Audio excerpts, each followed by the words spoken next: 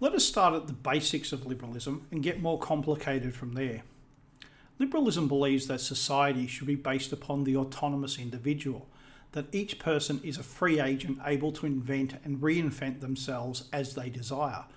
Broadly speaking, liberalism is divided into two parts, right or economic liberalism and left or social liberalism, and each part is very interested in money.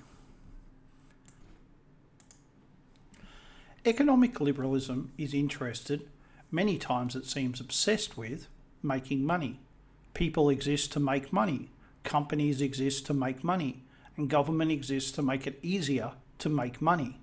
Some are interested in social issues, but mostly they're interested in money. The world is measured using money, because money is measurable. You can measure how much each person has or hasn't got, how much a nation has, and divide it per capita to find out how much each person is worth from that nation.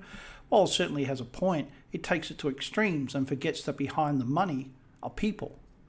Social liberalism is interested in money, but not in making money. It doesn't really understand or want to understand how that happens.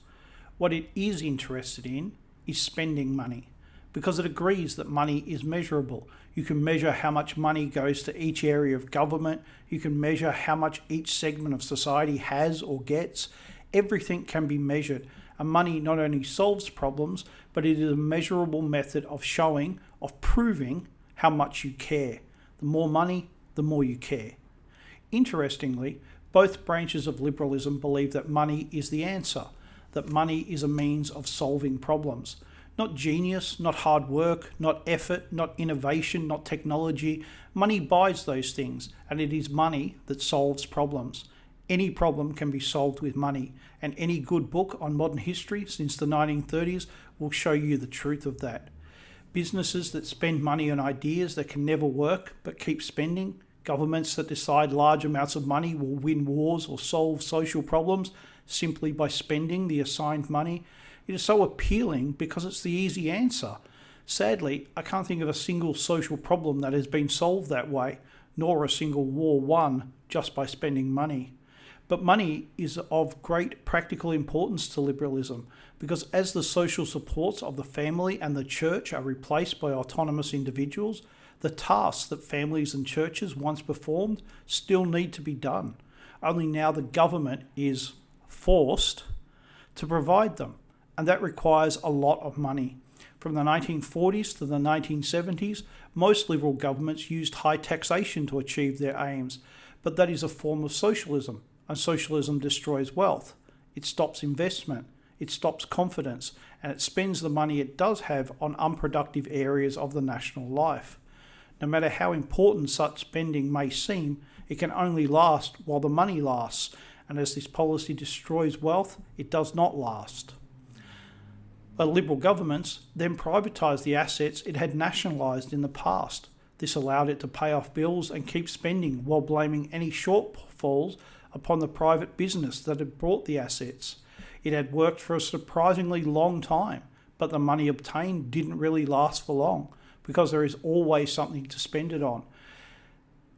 As they have been forced to lower taxes, the governments now borrow money, and they borrowed and they borrowed.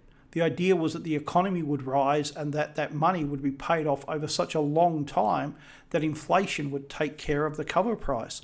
So, for example, a government borrows $50 but pays it off over 25 years. That's $2 a year. Plus interest, let's say 10%, that's $2.20 each year for 50 years. But over time, inflation means that $50 today is worth $30 or $15 or $3 in 50 years' time. So that $2.20 today in 50 years' time is worth $1.32 or 66 cents or 13 cents. By worth, I mean has the spending power of. But of course, they didn't borrow $50. They borrowed billions, and in some cases, trillions of dollars. If government is to do so much, it must spend large sums of money, and that money can only come from two sources. Either it comes from taxation or it is borrowed.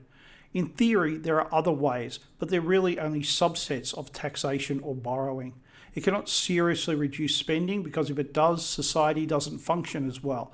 It is replacing services provided by the family and the churches, so it needs the money they use to run itself. It isn't very efficient because it needs to spend money to provide a service that is often provided for free by the family or the church. Child mining, pastoral care, welfare support, much of this was provided for free by volunteers. Obviously money was still needed, but it was a cheaper way of providing these services. Now that work must be paid for by people who have the required training, all of which costs money. The greatest irony is that in the past, most of this volunteer work was done by wives, who are now encouraged to work outside the home, in many cases getting paid to do the work they once did as a volunteer. Liberal governments have used trick after trick to provide financing for themselves, but I'm left wondering what the next one will be. Part of me is intrigued by their ability to keep finding new ways to finance themselves, but it does mean that the financial fall will be hard, very hard, when it comes. Liberalism believes in growth, and that growth provides a future with more wealth than today. There is no reason why liberalism as an economic system cannot work for a long time. But forever?